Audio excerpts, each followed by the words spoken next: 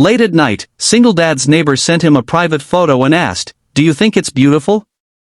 At 11:47 p.m., when the house was finally quiet and the dishwasher hummed like a tired lullaby, Daniel's phone vibrated on the coffee table.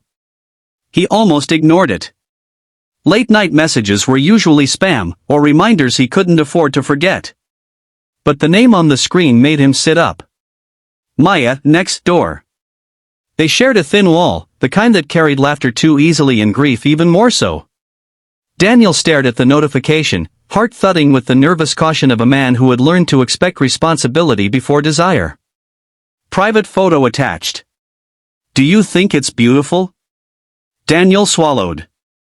For a single dad of a 6-year-old who still climbed into his bed during thunderstorms, life had become a careful balance of routines and restraint. He hadn't dated in years.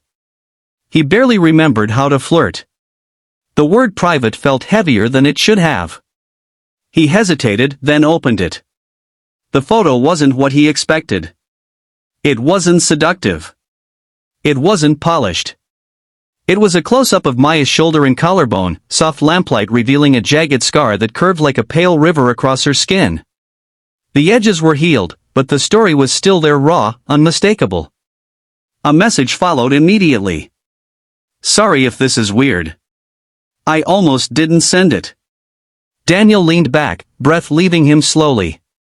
He remembered the day she'd moved in 2 suitcases, a borrowed truck, a smile that arrived before her words. She brought cookies the first week, burned just a little. He'd helped her fix a leaky sink. They'd exchanged neighborly kindness, nothing more. Until now. "It's from a surgery," she typed. "I've been hiding it. Tonight I just needed to ask someone." Daniel didn't reply right away. He thought of his son, Leo, asleep down the hall, clutching the frayed edge of a blanket Daniel had stitched back together more times than he could count. He thought of the mirror in high